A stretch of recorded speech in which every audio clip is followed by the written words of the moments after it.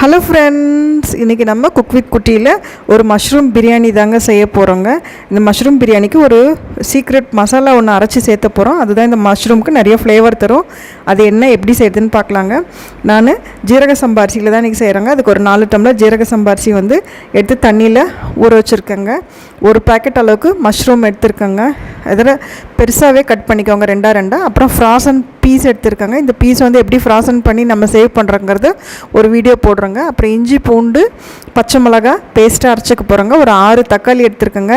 ஒரு பெரிய வெங்காயமும் 3 பச்சை மிளகாவும் எடுத்துருக்காங்க. இது முழுசாக சேர்த்துக்க போகிறோம். அப்புறம் கொஞ்சம் புதினா இலைங்க, அப்புறம் ஒரு 4 ஸ்பூன் அளவுக்கு தயிருங்க. அப்புறம் இந்த ட்ரை பவுடர் அரைக்க போகிறோன்னு சொன்னோம் இல்லைங்களா, அது வந்து பிரியாணி இலைங்க, அன்னாச்சிப்பூ, மராட்டி மொக்கு, கிராம்பு, ஏலக்காய், சோம்பு, கசகசா, அப்புறம் ஒரு ஜாதிக்காய்ங்க, கல்பாசி கொஞ்சம். இந்த ஜாதிக்காய் வந்து முழுசாக நம்ம சேர்த்த போகிறது இல்லைங்க. அதை வந்து நம்ம கொஞ்சம் இருந்தால் போதுங்க, ஒரு குவார்ட்டர் இருந்தால் போதுங்க. குவார்ட்டர் அளவுக்கு நம்ம தட்டி அந்த போர்ஷனை மட்டும் நம்ம சேர்த்துக்க போகிறோங்க, முழுசாக சேர்த்தக்கூடாது. இப்போ நம்ம இதை எடுத்து வச்சுருக்க இன்க்ரீடியன்ட்ஸ் எல்லாம், மசாலா பொருட்கள்லாம் வந்து மிக்சியில் வந்து பவுடர் பண்ணிக்கிறோங்க. பாருங்கள், இந்த அளவுக்கு நம்ம ஒரு குவார்ட்டர் போர்ஷன் இருந்தால் போதுங்க. நம்ம இது மாதிரி ஜாதிக்காய் இறச்சி நீங்கள் பிரியாணி செய்கிறப்போ அதுக்கு ஃப்ளேவரும் நல்லா இருக்குங்க. அதே மாதிரி அது வந்து நம்ம இந்த மாதிரி பிரியாணி சாப்பிட்றப்போ நம்ம வயிறும் ஃப்ரீயாக இருக்குங்க, உப்புசம் இல்லாமல் ரொம்ப ஃப்ரீயாக இருக்குங்க. பிரியாணி சாப்பிட்ட ஃபீலே இருக்காது. அதுக்காக தான் நம்ம ஜாதிக்காய் வச்சு செய்கிறோங்க. ஜாதிக்காய் வச்சு நீங்கள் செஞ்சு பாருங்கள், பிரியாணி சூப்பராக இருக்குங்க. அப்புறம் அதே மாதிரி இது பவுட்ரு பண்ணிட்டேன் பாருங்கள். இந்த பவுடரை வந்து நம்ம ஸ்லீவில் வச்சு நான் ஜலிச்சு எடுத்துக்கிறேங்க. ஏன்னா இந்த பிரியாணி இலையிலையும் இந்த நம்ம போட்ட ஏலக்காயிலையும் திப்பி இருக்கும் இல்லைங்களா, அது வந்து நின்றுடும். அப்புறம் வந்து இந்த இஞ்சி பூண்டு பச்சை மிளகாவை வந்து நம்ம பேஸ்ட்டாக நல்ல ஃபைன் பேஸ்ட்டாக அரைச்சிக்கிறோங்க. இப்போ பாருங்கள், இந்த மாதிரி அரைச்சிட்டோங்க. இப்போ நம்ம எப்படி செய்கிறோன்னு வாங்க பார்க்கலாங்க. நம்ம குக்கரில் தாங்க செய்ய போகிறேன். அதுக்கு நான் ஒரு குழிக்கரண்டி அளவு எண்ணெய் எடுத்துக்கிட்டேங்க. அப்புறம் வந்து ஒரு 2 ஸ்பூன் அளவுக்கு நெய்யும் போட்டுக்கிட்டேங்க. எண்ணெயும் நல்லா சூடான உடனே நம்ம கட் பண்ணி வச்சுருக்க வெங்காயத்தை போட்டுக்கிறோங்க. இந்த வெங்காயம் நல்லா ப்ரௌன் ஆகி வரணுங்க.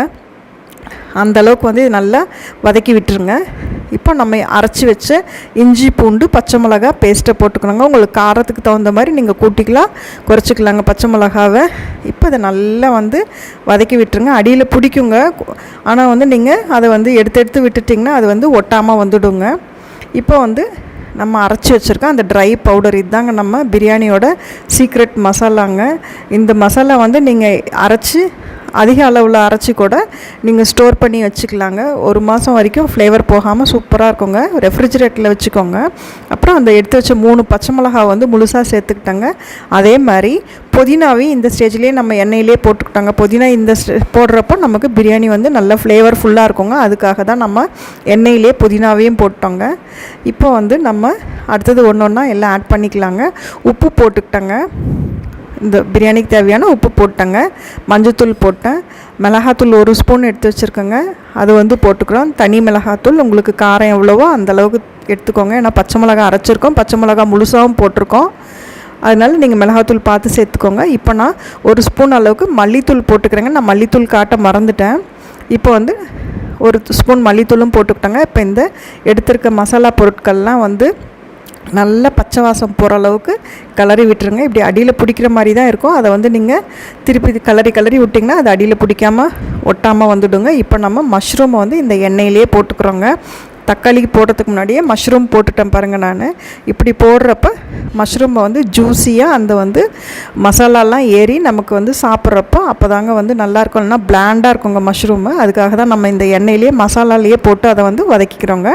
இப்போ நம்ம பட்டாணியும் போட்டுக்கிறோங்க. அதில் பட்டாணியும் போட்டுட்டு நல்லா அதையும் வந்து கிளறி விட்டுருங்க. இப்படி அந்த பூண்டு வந்து அடியில் பிடிக்கும், அதனால் இப்படி நம்ம கிளறி விட்டுட்டுலாங்க. இப்போ மஷ்ரூம் கொஞ்சம் தண்ணி விட்டாவே அது கலண்டுருங்க. இப்போது இந்த பட்டாணி வந்து நமக்கு ஆப்ஷனல் தான், உங்களுக்கு தேவைன்னா போட்டுக்கோங்க, இல்லைனா வேண்டாம். அரைச்சி வச்ச தக்காளியும் விழுதாக அரைச்சி நான் போட்டுக்கிட்டேங்க. தக்காளி வந்து 6 தக்காளி எடுத்துருக்கேங்க. இப்போ வந்து நம்ம 1 ஸ்பூன் அளவுக்கு சர்க்கரை சேர்த்துக்கிறோங்க. சர்க்கரை சேர்த்து பிரியாணி செய்கிறப்போ சூப்பராக அந்த ஃப்ளேவர் வந்து நமக்கு கிடைக்குங்க. ஃப்ளேவர் இல்லைங்க, அது ஒரு நல்ல எல்லாத்தையும் வந்து என்ஹான்ஸ் பண்ணி கொடுக்குங்க. அதுக்காக தான் நம்ம சர்க்கரை சேர்த்து பிரியாணி செய்கிறோங்க. இப்போ மீதி இருக்க புதினாவும் போட்டுட்டாங்க.